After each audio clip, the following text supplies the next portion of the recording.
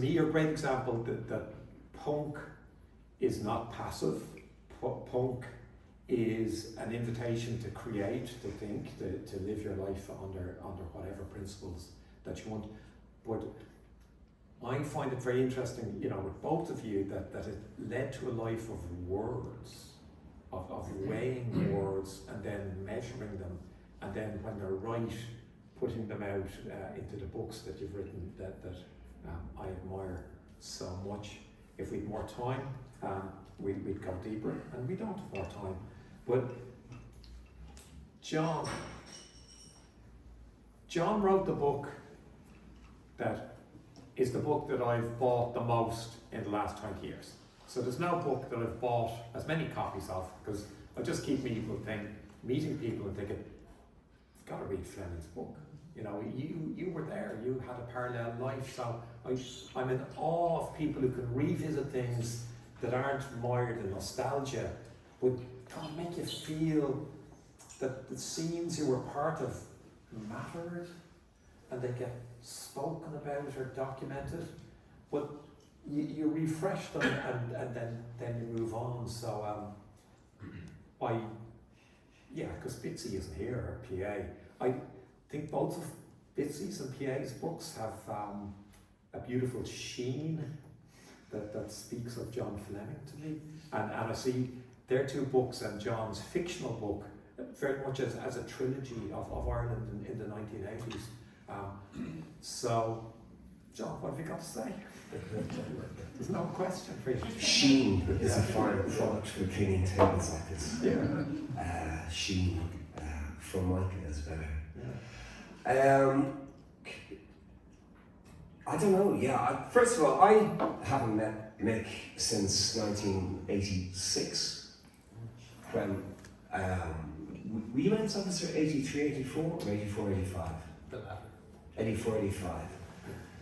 I didn't go to Trinity. I went to NIHE, which became DCU, which I was studying communications studies.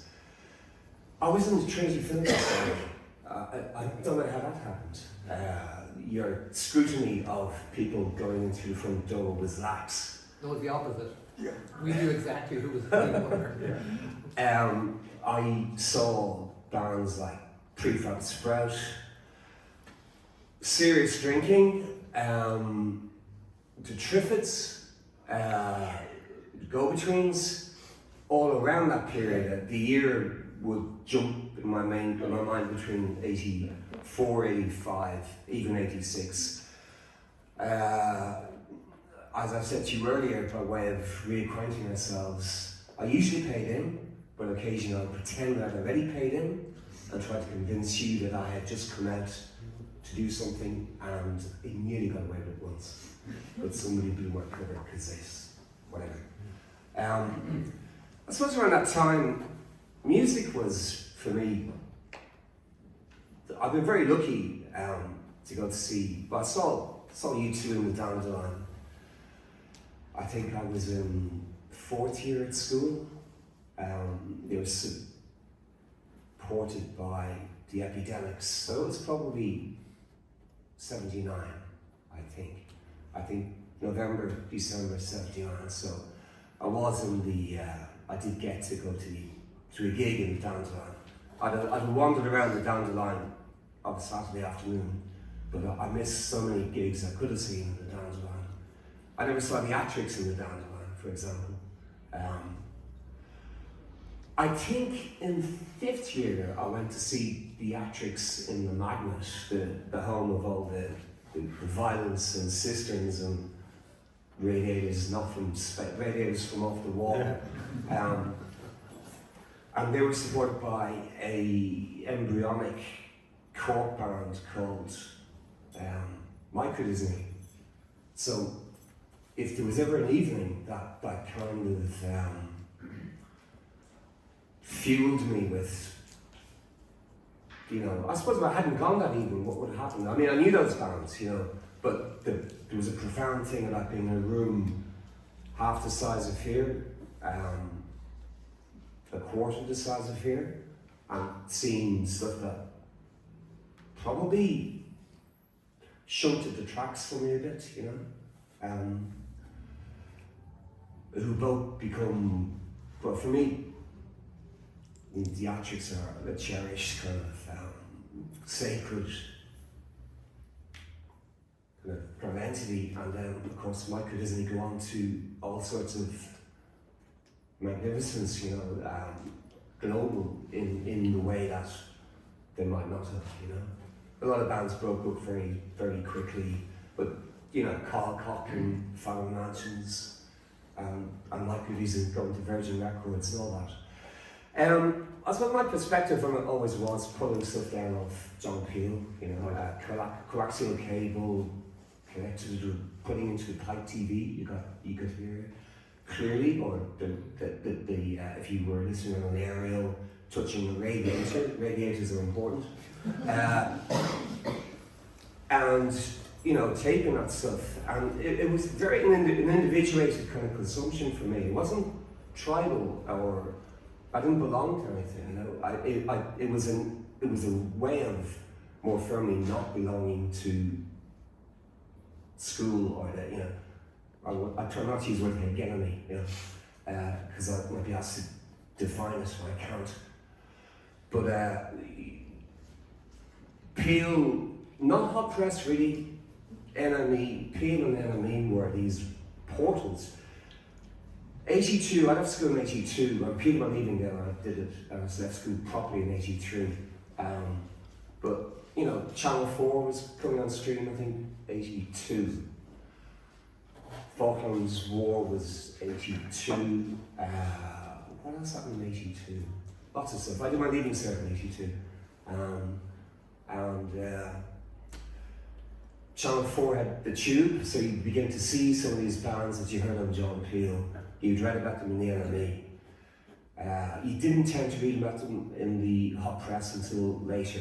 Vox magazine, which that's a parody or a respectful homage to Vox magazine.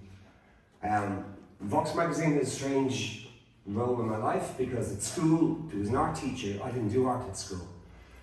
Because the Telesis report told everybody we should be electronic engineers, and I suppose I was of good enough fortune that seemed to be a way that one might go. So you studied physics and maths and chemistry, and you know. So I didn't do art.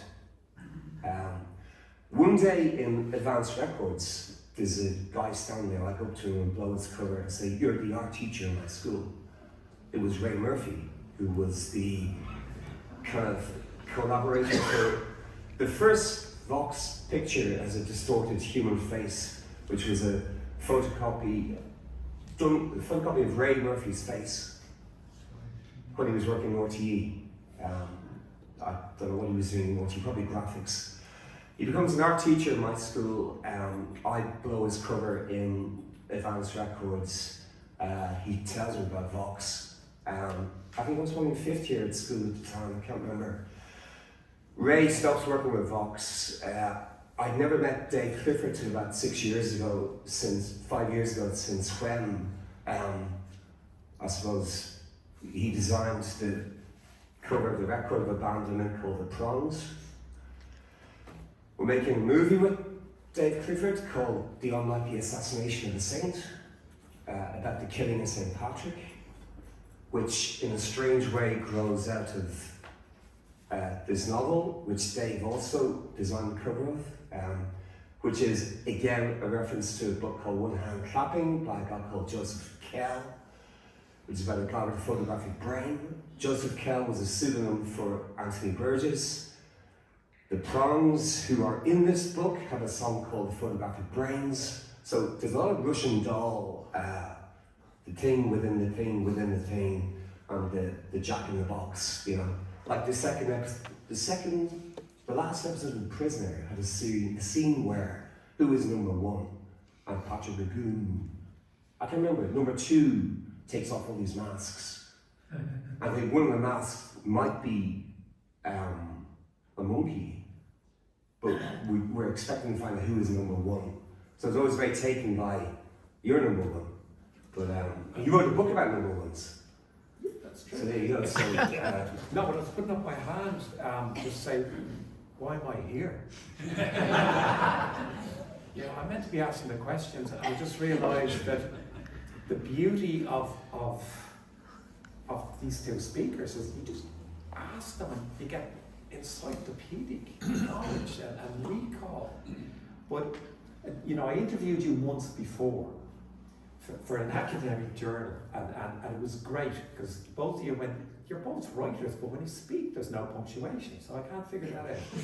But you chronicled the consumption of music and cassettes, and you made life really, really hard about when you picked an artist to enjoy, it wasn't a brief love affair.